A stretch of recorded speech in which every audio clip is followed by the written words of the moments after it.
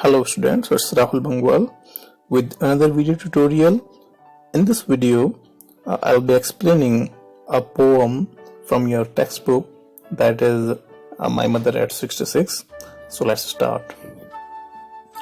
Alright, before proceeding further, let me inform you that I'll explain this stuff in a bilingual fashion because it will help more students, and that's the aim also. So I'll explain this in both Hindi and English.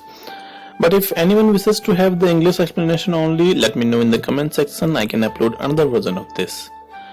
So now pump some fuel into your engine of concentration or focus and take off with me to an adventurous voyage. Let's start, guys. About the poet. This poem, that's My Mother at 66, is composed by Kamala Das. She was born in Malabar district of Madras Presidency in British India on 31 March 1934, and she passed away on 31 May 2009. Malabar district is now Thrissur district of Kerala. The pen name of Kamala Das was Madhavi Kuti. She was a poetess, novelist, short story and memoirs writer. She used to write in English and Malayalam. In English, she wrote 5 books of poetry and 2 novels, that are Alphabet of Lust 1977 and Padmavati, The Harlot and Other Stories 1992. ध्यान रखिएगा, इसको हार्लॉट मत पढ़ देना या हैरलॉट मत पढ़ देना, इसको हॉर्लेट पढ़ते हैं. हॉर्लेट का मतलब प्रोस्टिट्यूट होता है.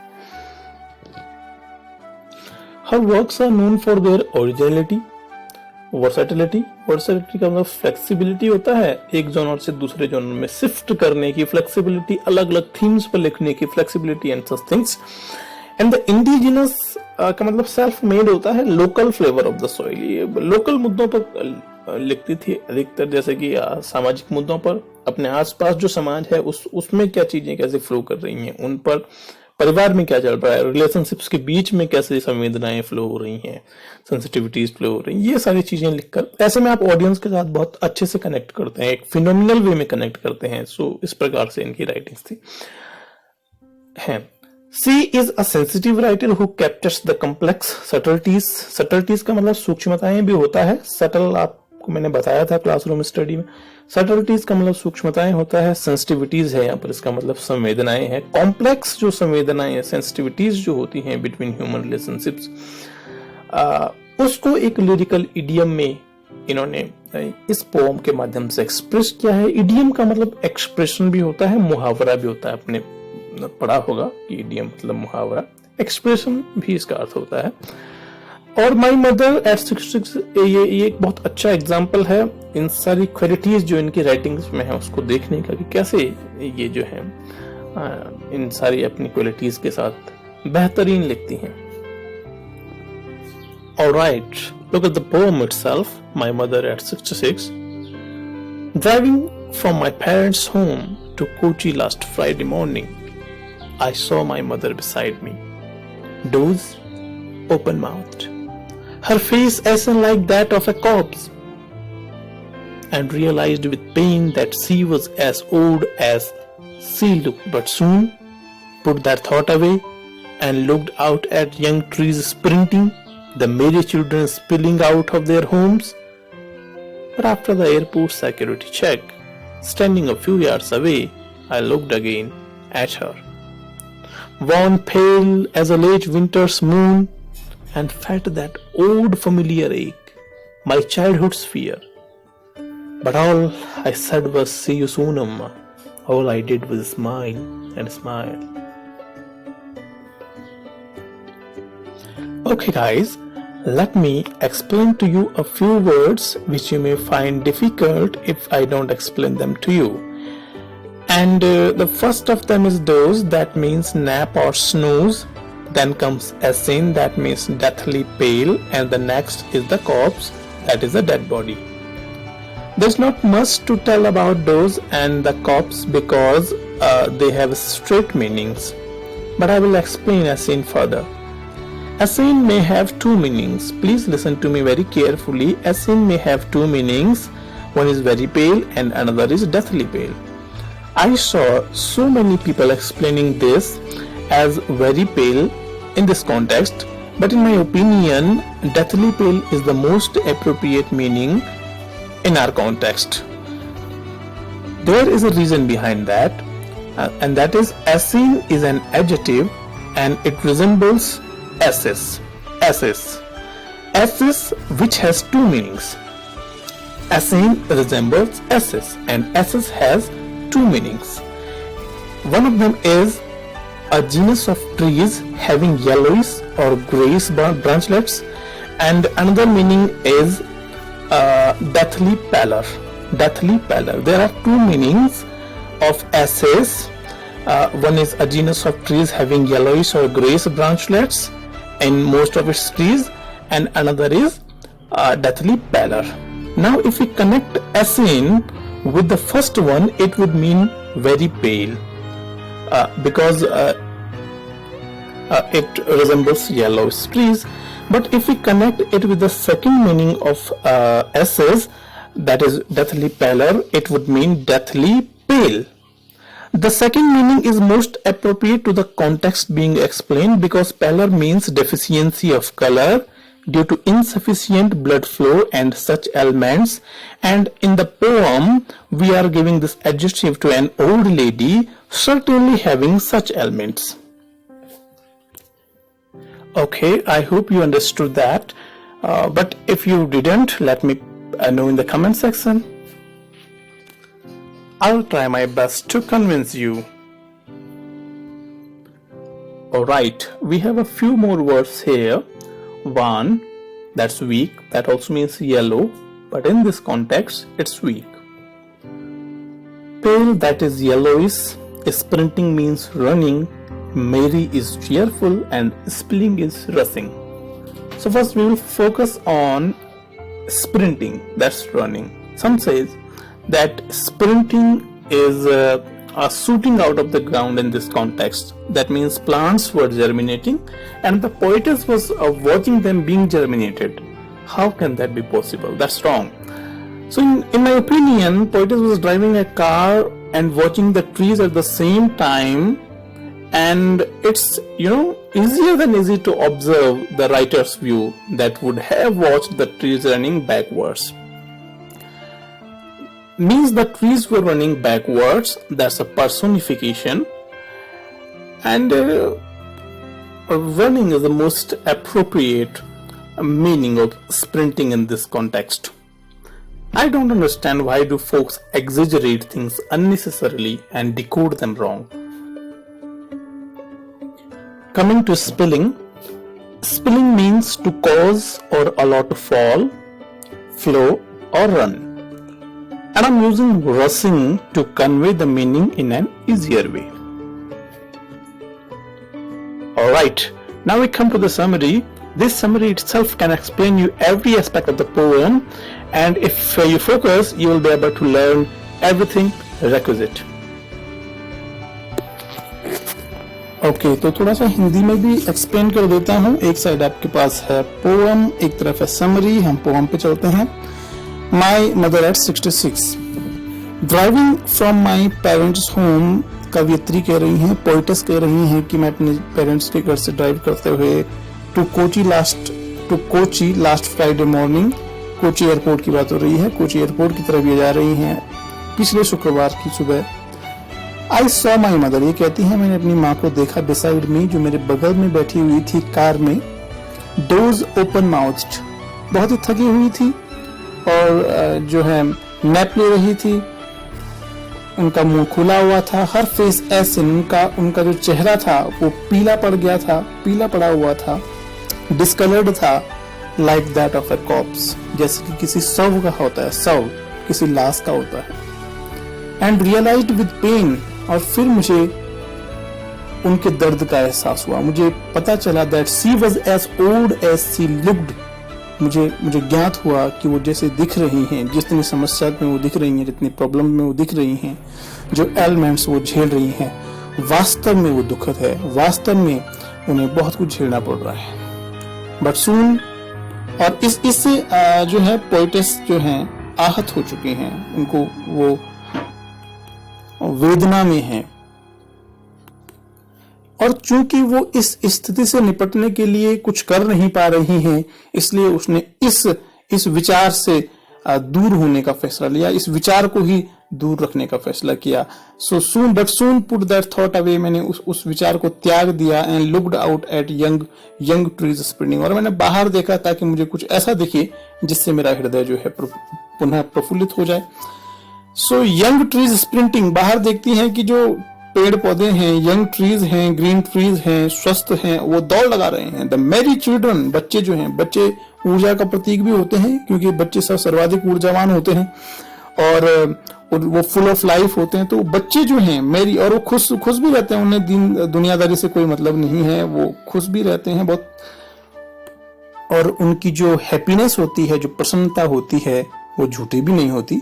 इसलिए, और वो बच्चे, ऐसे बच्चे जो हैं वो अपने घरों से बाहर निकल रहे हैं। Merry children spilling out, they are rushing out of their homes, अपने घरों से बाहर निकल रहे हैं। उनके अंदर बहुत ऊर्जा है, वो ऊर्जावान है, वे पोइटस की माँ की तरह जो है थके हुए नहीं हैं, बीमार नहीं हैं। वो पेड़ पौधे और बच्चे सब ऊर्जावान लग रहे हैं, फुल ऑफ लाइफ लग रहे हैं। ये देखकर पोइटस फिर से थोड़ी खुश हो जाती है, उसे अच्छा महसूस होता है। But after the airport security check, अब वो एयरपोर्ट पहुंच जाते हैं, वहां पर सिक्योरिटी चेक होता है जो एक कॉमन प्रोसीजर है।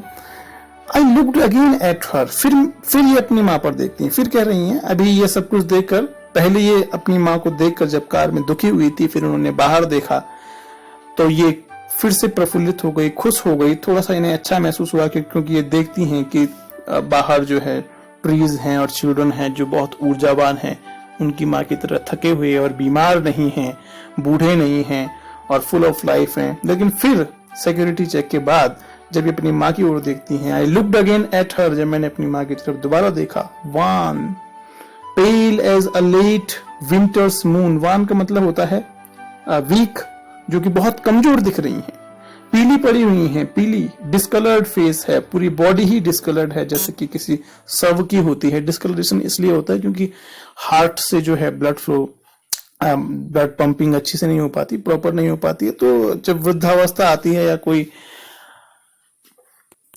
बहुत सारे एलिमेंट्स झेल रहा होता है, बीमार होता है, तो उसकी बॉडी का जो कलर है, जो चार्म है, वो लॉस हो जाता है। तो ऐसे ही इनकी माँ के साथ भी हो गया है।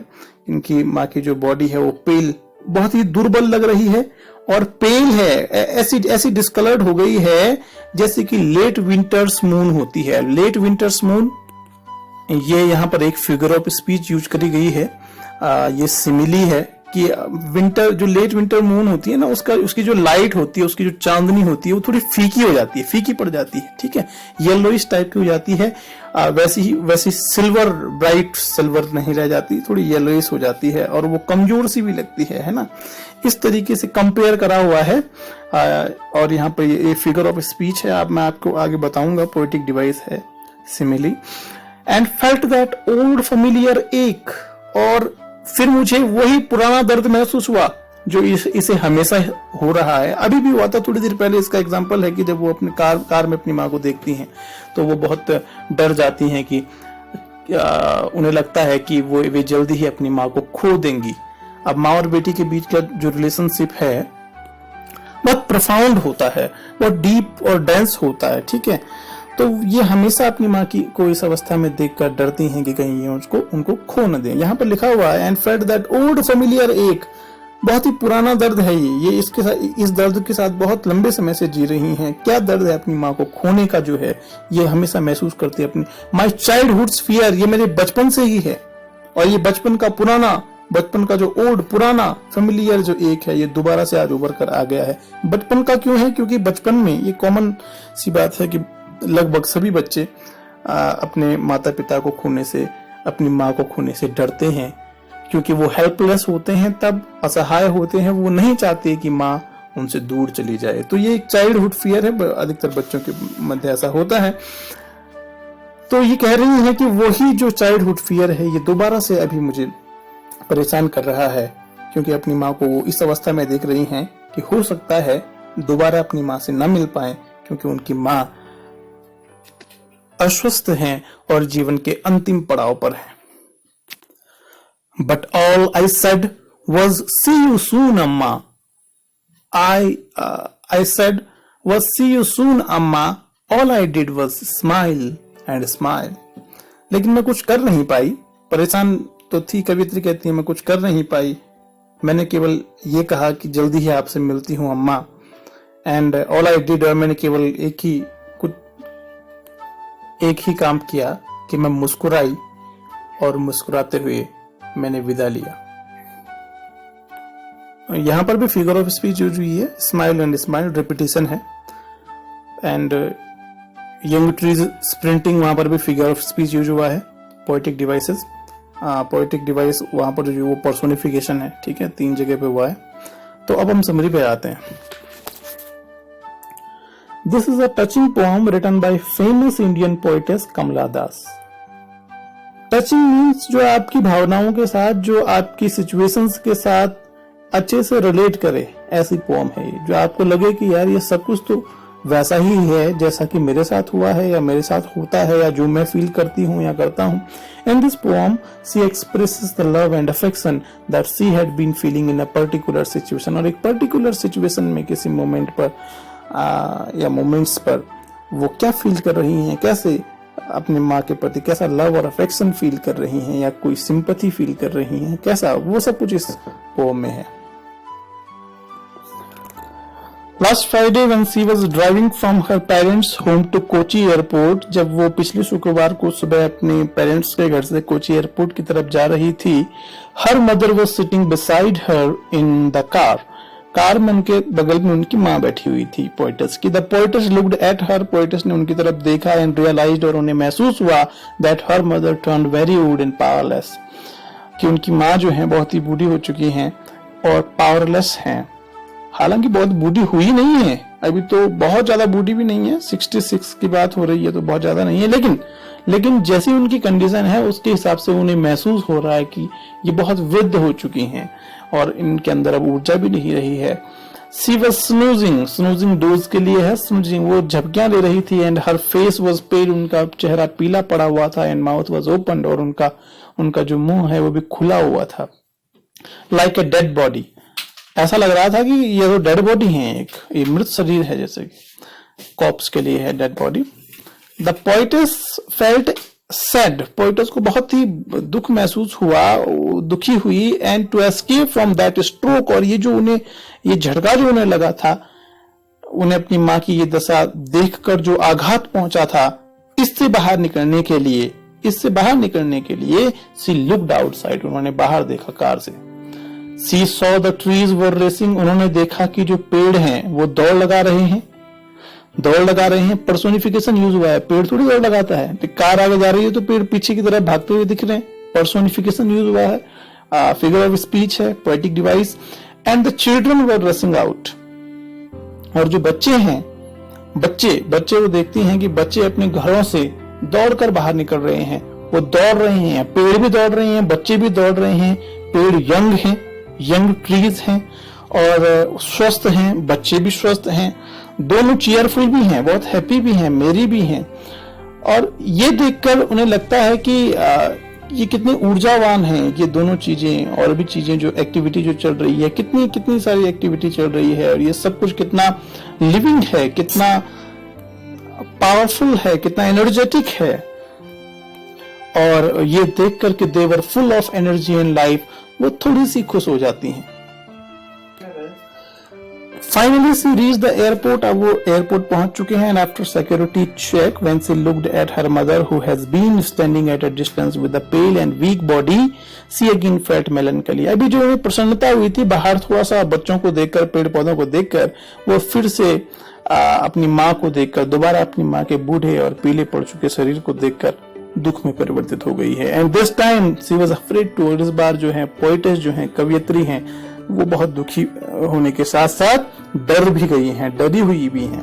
हर childhood fear of losing her mother returned as a terror this time, इस बार उनकी बचपन से जो डर चला आ रहा है कि अपनी माँ को खो देंगी, वो इस बार आतंक के रूप में वापस आ चुका है। इस बार वो बहुत उनको टेरिफाई कर रहा है। But she couldn't do anything better than saying goodbye, लेकिन वो इससे अच्छा कुछ कर नहीं पाई कि वो गुड बाय कहें, मुस्कुराते हुए गुड बाय करें, और उन्होंने विश किया and wishing a reunion very soon, और जल्दी ही अपनी माँ से दोबारा मिलने की कामना भी की। सो ये थी समरी। ओके, आई होप कि आपको पोम अच्छे से समझ में आ गई होगी। और अब हम पोएटिक डिवाइसेस की बात कर लेते हैं। 4 प्लेसेस पर पोएटिक डिवाइसेस यूज हुई हैं और 3 पोएटिक डिवाइसेस यूज हुई हैं। One is simile, another is personification and there is one more repetition. ठीक है, 2 प्लेसेस पर सिमिली यूज हुई है, her face as an like that of a corpse and one pale as a late winter's moon. यहाँ पर comparison होता है, जो सिमिली में जो होता है कंपैरिजन होता है, और सब्जेक्ट को, पोएम के सब्जेक्ट को हम कंपेयर करते हैं किसी दूसरे ऑब्जेक्ट या सब्जेक्ट से। ठीक है, जैसे कि उनके फेस को यहाँ ऊपर लास्ट से कंपेयर करा हुआ है और नीचे उनकी बॉडी को लेट विंटर्स मून से कंपेयर करा हुआ है। ऐसे ही एक दूसरी पोएटिक डिवाइसेस भी होती है, जो होती है मेटाफर, और सिमिली और मेटाफर में दोनों में ही कंपैरिजन होता है। कई बार लोग इसको कंफ्यूज भी करते हैं, लेकिन इसको आसानी से अलग किया जा सकता है कि मेटाफर जो होता है ना, वो कंपैरिजन जब करता है तो सीधे रिप्लेस कर देता है सब्जेक्ट को ऑब्जेक्ट से, इस तरीके से। ठीक है, जैसे कि लाइफ इज अ बैटलफील्ड। ठीक है, तो सीधे सीधे रिप्लेस कर दिया, life is a battlefield, life battlefield है। ठीक है, इस तरीके से। लेकिन यहाँ पर क्या होता है, यहाँ पर लाइक और एज का यूज करके कंपैरिजन होता है, तो आप आसानी से स्पॉट भी कर सकते हैं कि जहां पर एज और लाइक का यूज करके कंपैरिजन हुआ हो वो सिमिली है। पर्सोनिफिकेशन पे जाते हैं। यंग ट्रीज स्प्रिंटिंग, पेड़ दौड़ रहे हैं। अब पेड़ तो दौड़ नहीं सकते, तो ये जो है ये पर्सोनिफिकेशन है, क्योंकि हम क्या करते हैं कि एनिमल्स को, प्लांट्स को, और कभी कभी इनएनिमेट ऑब्जेक्ट्स को भी, जैसे कि पत्थर को जो हिल डुल नहीं सकता उसको इनएनिमेट कहते हैं, जिसमें एनिमेशन नहीं हो सकता, हलचल नहीं होती जिसमें, उसको इनएनिमेट, वो सारे ऑब्जेक्ट्स इनएनिमेट ऑब्जेक्ट्स होते हैं। तो उनको भी हम ह्यूमन क्वालिटीज दे देते हैं, ह्यूमन क्वालिटीज, देखने की या बात करने की या सुनने की या चलने की या दौड़ने की, इस प्रकार की क्वालिटीज हम इनको दे देते हैं। ठीक है, अब इससे क्या होता है, लिखा है कि resulting in a poem full of imagery and description. इससे क्या होता है कि एक एनिमेटेड जो है माहौल क्रिएट हो जाता है पोएम में। इससे क्या होता है कि अब जितने भी इनएनिमेट ऑब्जेक्ट्स भी हैं और जो ऐसे एनिमल्स और प्लांट्स हैं जो वास्तव में अपने स्वभाव से तो वो जड़ हैं, वो तो हिल डुल भी नहीं सकते, बोल भी नहीं सकते, कुछ नहीं कर सकते जैसे ह्यूमंस करते हैं। लेकिन जब हम उनको ऐसे पर्सोनिफिकेशन के माध्यम से क्वालिटीज दे देते हैं, तो पोएम में जो है आप बहुत कुछ, जब आप पोएम को पढ़ रहे होते हैं तो आप बहुत कुछ इमेज कर रहे होते हैं कि कैसा माहौल रहा होगा, बहुत डिस्क्रिप्शन थोड़ा बढ़ जाता है। ठीक है, एक ऐसा एटमॉस्फेयर क्रिएट हो जाता है कि आपको लगता है कि सब कुछ जो है, जितने भी एनिमल्स हैं, प्लांट्स हैं, और जो इनएनिमेट ऑब्जेक्ट्स तक हैं, उनमें भी भावनाएं हैं, उनमें भी फीलिंग्स हैं, वो भी एक्टिविटीज कर रहे हैं, हमारे साथ इंटरेक्ट कर रहे हैं। अब जब जितनी ज्यादा इंटरेक्शन होगा, जितनी ज्यादा एक्टिविटीज होंगी, आपके पास उतना ज्यादा कंटेंट आएगा सोचने के लिए, पढ़ने के लिए, समझने के लिए, है ना। तो इसीलिए ये पोएटिक डिवाइसेस यूज करी जाती हैं। नेक्स्ट हम आते हैं रिपीटिशन पे। एग्जाम्पल देख लेते हैं। All I did was smile and smile. यहाँ पर जो डॉट डॉट डॉट है, इनको पीरियड्स भी कहते हैं। 3 पीरियड्स का एक एलिप्सिस बनता है जो ओमिशन ऑफ रिपीटिंग वर्ड्स को दिखाता है। ठीक है, रिपीटिशन इधर ऑफ अ वर्ड और a phrase is used in poetry for emphasis. Emphasis करने के लिए रिपीटिशन होता है। अब यहाँ पर क्या एम्फेसाइज करा जा रहा है, स्माइल एंड स्माइल। ठीक है, स्माइल, एक्ट ऑफ स्माइल को एम्फेसाइज करा जा रहा है, और इससे आपको ये भी पता चलता है कि वो, हालांकि वो मुस्कुराना नहीं चाहती हैं, क्योंकि सिचुएशन तो कुछ अलग है, कंडीशंस तो विपरीत हैं इसके, लेकिन वो मुस्कुरा रही हैं अपने आप को कन्विंस करने के लिए, और या अपनी मॉम को भी कन्विंस करने के लिए कि सब कुछ ठीक है और वो जल्दी ही मिलेंगे। लेकिन जो रियलिटी है वो अलग है, क्योंकि उनकी माँ जो है वो बहुत कमजोर हैं, दुर्बल हो चुकी हैं, बूढ़ी भी हो चुकी हैं, बीमार भी हैं। वो शायद, I mean, the poetess knew that her mother would die shortly. Still, she was trying to convince herself by smiling repeatedly that everything was fine there. मुझे आशा है कि आप समझ रहे होंगे, समझ गए होंगे ये पोएटिक डिवाइसेस के बारे में। अब हम बढ़ते हैं क्वेश्चंस की तरफ। सो फर्स्ट क्वेश्चन, है यहाँ पर where was the poetess driving to, who was sitting beside her. Answer है the poetess was driving to Kochi airport and her mother was sitting beside her. बहुत इजी है. What did the poetess notice about her mother? The poetess noticed that her mother was drowsy, mouth opened, and her face was unnaturally pale. Why has the face of her mother been compared to a corpse? The face has been compared to a corpse because both look identical. The face was inanimate, having no elegance. Next question है कि why has the poetess mother been compared to the late winter's moon? Answer होगा the poetess mother has been compared to the late winter's moon because both have similarities of appearance and strength. Both are weak and pale. Question है what does that old familiar ache refer to? Answer होगा that old familiar ache refers to poetess' age-old fear of losing her mother. As a child, she was always afraid of losing her mother.